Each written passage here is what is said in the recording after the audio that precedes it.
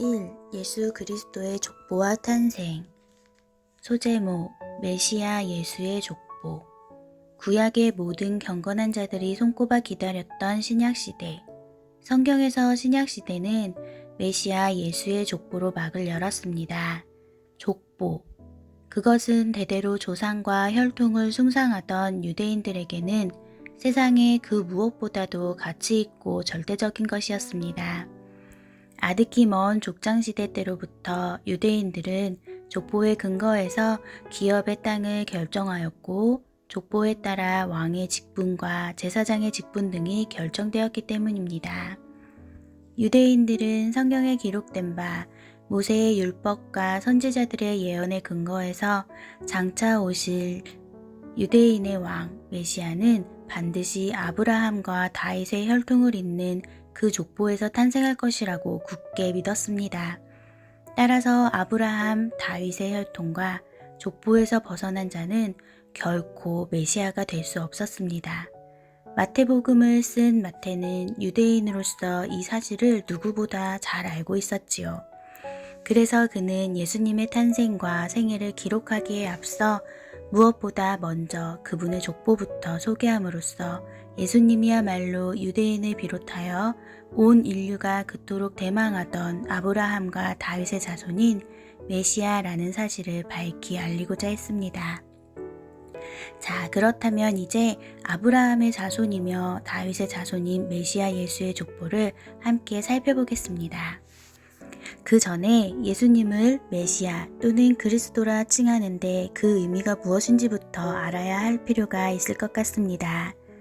그리스도란 말이 종종 이름으로 생각되는 경향이 있지만 실은 직함입니다. 또한 그리스도란 말은 히브리어 메시아의 헬라어 표기입니다. 그 뜻은 둘 다 기름 부음을 받은 자라는 뜻입니다.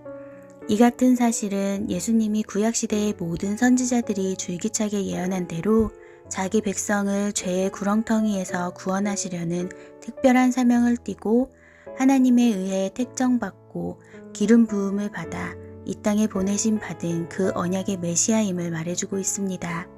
그렇다면 예수님은 정말로 구약의 선지자들이 누차 예언한 대로 아브라함과 다윗의 혈통을 잇는 그들의 후손일까요? 이제 예수님의 족보를 함께 살펴보도록 하겠습니다. 아브라함부터 다윗까지 14대.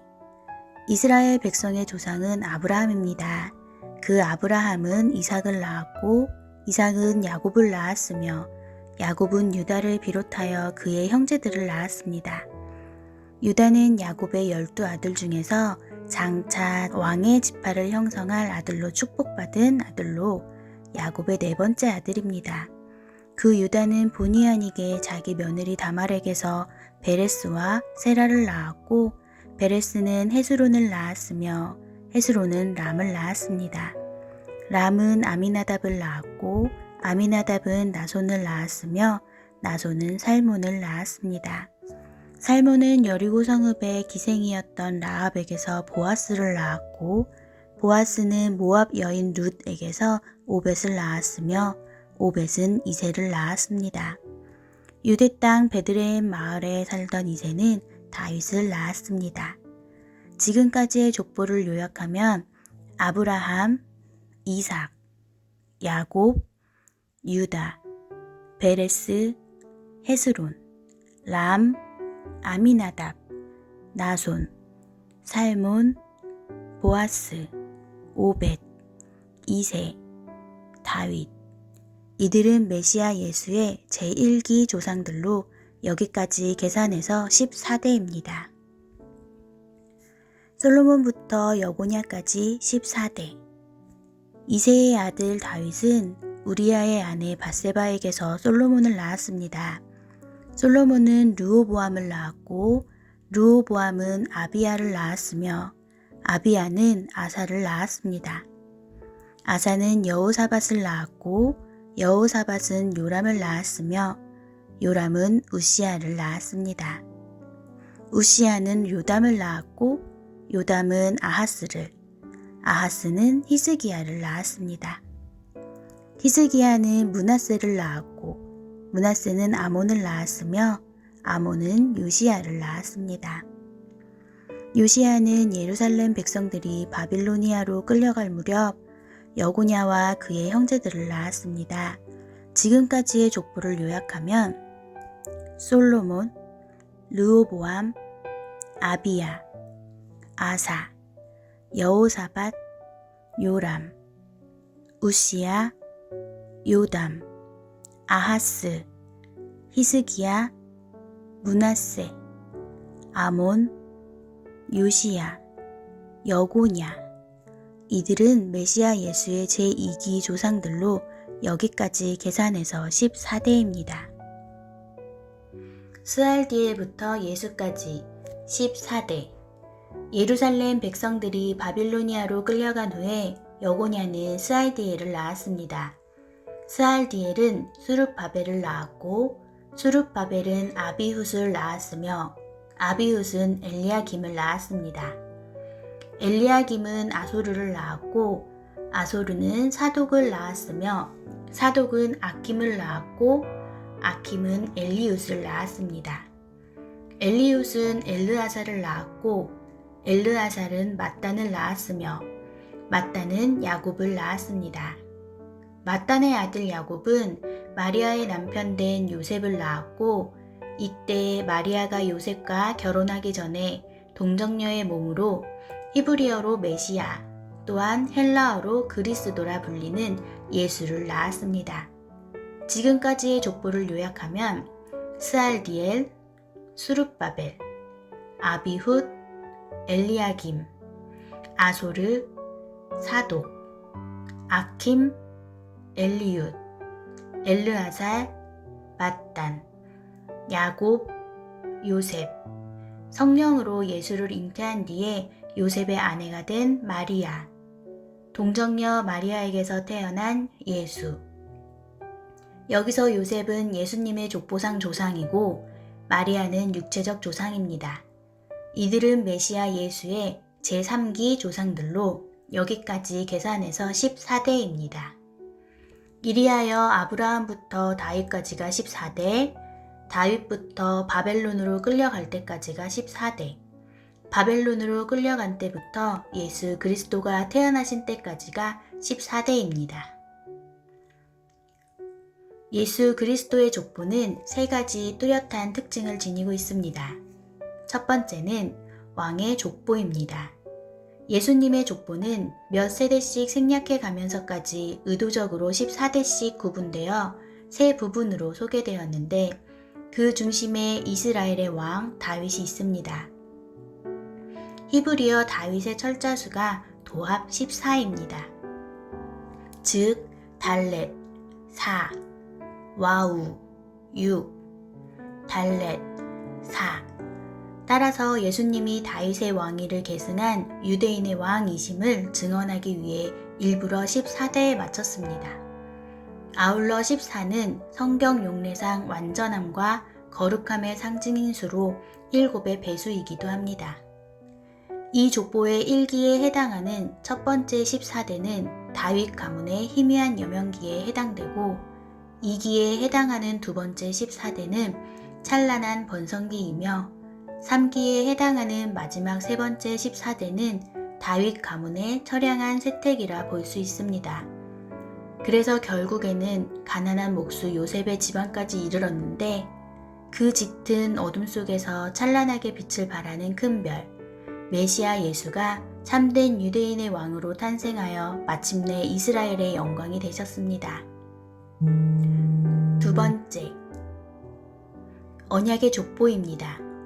하나님의 언약은 아브라함, 이삭, 야곱의 후손 가운데서 또한 유다 지파 가운데서 다윗의 혈통을 쫓아 메시아가 태어날 것이라고 일관되게 선포되었습니다.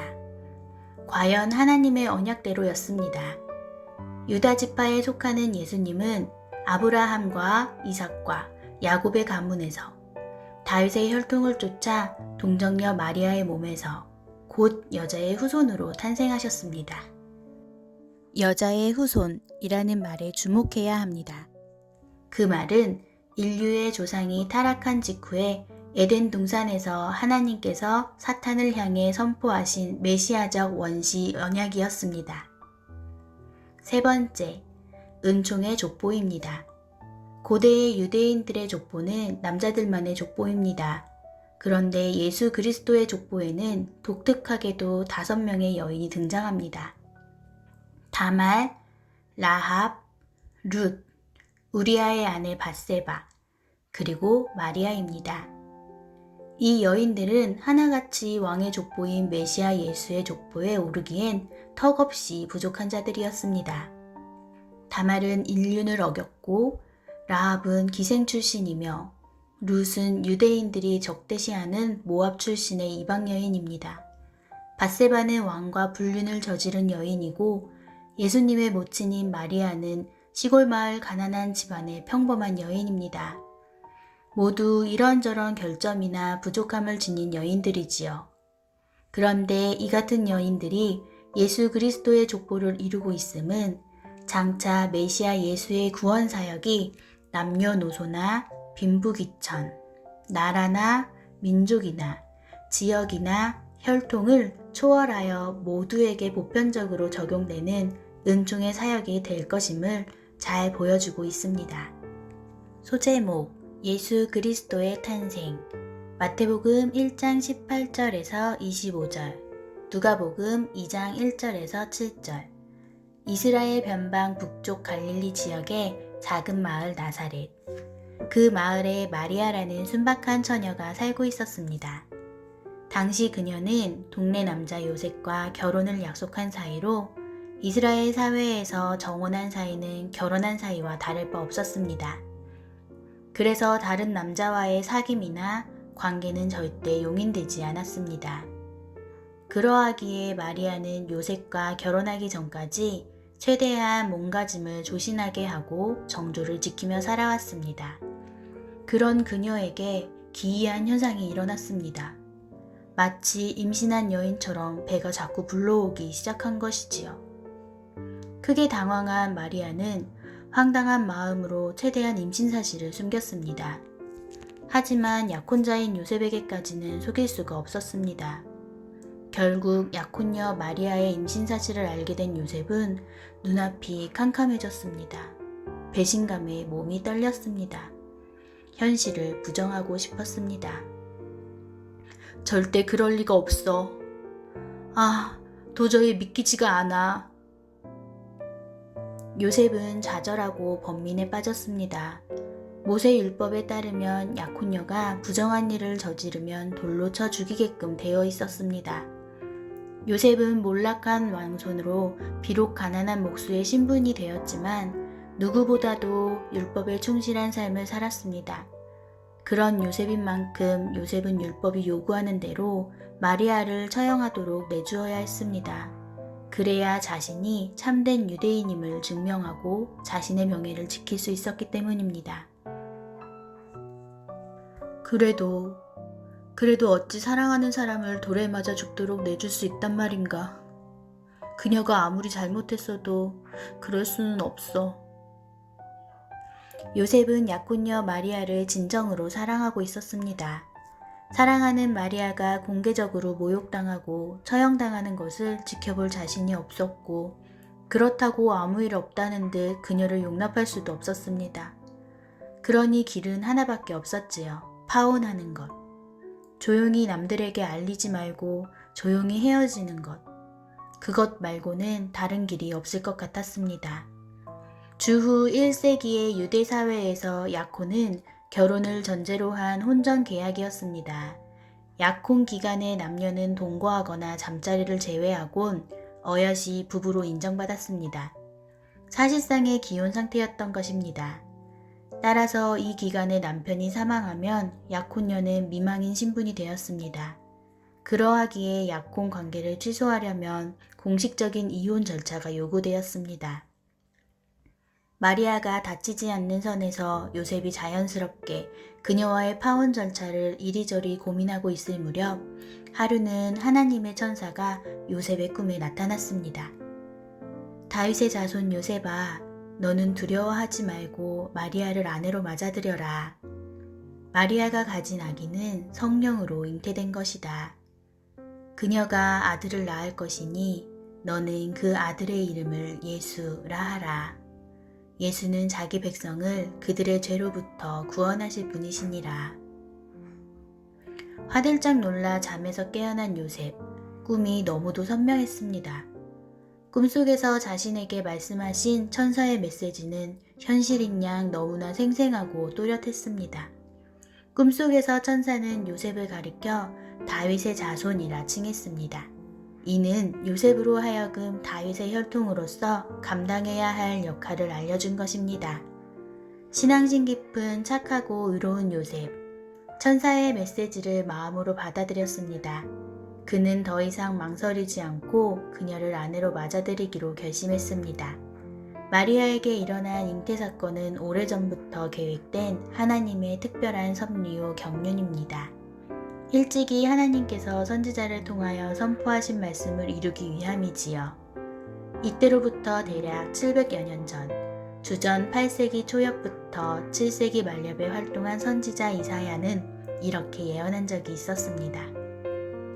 보라, 처녀가 잉태하여 아들을 낳을 것이니 사람들은 그 이름을 임마누엘이라 부를 것이다. 히브리어 임마누엘은 하나님께서 우리와 함께 계신다란 뜻입니다. 이는 본질상 하나님 되시는 메시아 예수께서 죄악에 빠진 인류를 구원하기 위해 사람의 모습으로 이 땅에 오셔서 자기 백성들 가운데 거주하실 것임을 일깨워줍니다. 또한 하나님의 선지자들에 의해 오랫동안 예언된 메시아는 반드시 처녀의 몸에서 태어나야 했습니다. 만일 예수님이 정상적인 부부관계를 통해 태어난다면 아담의 원죄가 부모를 통해 예수님의 인성에까지 영향을 미치기 때문입니다. 따라서 원죄로부터 영영 자유롭기 위해서는 자연적인 방법이 아닌 초자연적인 방식으로 태어나는 것이 꼭 필요했습니다. 또한 그것은 일찍이 하나님에 의해 에덴 동산에서 선포된 바 메시아 예수가 여자의 후손이 되어 장차 뱀의 머리를 쳐서 최종 승리할 것이라는 원시 복음을 성취하는 일이기도 합니다. 꿈속에서 천사의 계시를 받은 이후 요셉은 하나님의 천사가 명한 대로 서둘러 약혼녀 마리아를 자기 아내로 맞아들였습니다. 그런 뒤 아내 마리아가 성령으로 잉태한 아들을 낳을 때까지 잠자리를 갖지 않았습니다. 마침내 기한이 차서 마리아가 해산하여 아들을 낳자 요셉은 그 아들의 이름을 예수라 지었습니다. 예수, 이 이름은 히브리어 예수아의 헬라어 표현으로 주께서 구원하신다 란 뜻입니다. 이렇게 해서 인류의 구주이신 메시아 예수가 마침내 사람의 몸을 입고 즉 성육신하셔서 이 땅에 우리들 곁에 우리들 가운데 오신 것입니다.